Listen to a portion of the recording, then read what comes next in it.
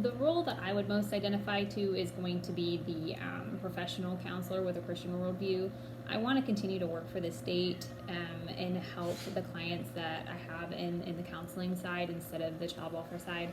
And so I understand that I'll have to keep out a lot of my Christian beliefs and Christian viewpoints in some of those situations, because not everybody that's going to come through the doors in those situations is going to believe the same thing that I do. I also want to be able to branch out a little bit as well and take on a Christian-based clientele and help them that way. So I feel like I'm getting a well-rounded view of both sides. Like, I can continue to help the people that are really struggling and in need in those aspects, but I can also continue to grow my faith and help other people be able to grow their faith and share my experiences with them in a way that they would be able to grow. I think I'm going to struggle in that aspect because I want to share like my biblical faith and use my experiences.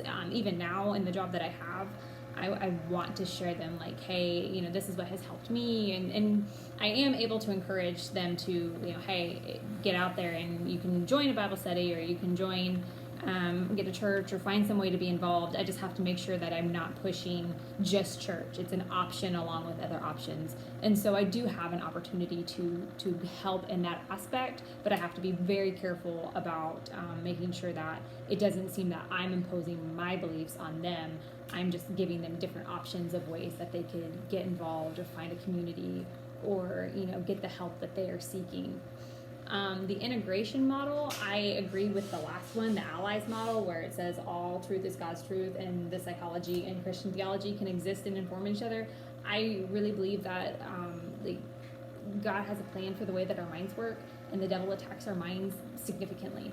And so to have an understanding of the Bible, but also to have an understanding of the thought process and the trauma that can cause various things to happen to people, and the way that their brains form and develop as children if they went through trauma, having an understanding of both of those really, I think, is God's plan for some of the counselors to get out there and be able to help them grow through some of that horrible stuff, but continue to grow in their faith.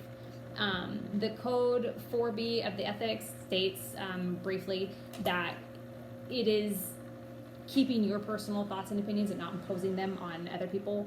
And so you have to really pull yourself out of the situation and realize that not everybody was raised the way you are, not everybody believes the way that you are, and you have to understand that you are there to help the client in their need with what they have. And so I can't tell them my belief system because that's not theirs. So that code of ethics is going to be really important to remember, to make sure that we're not infringing our rights on our clientele.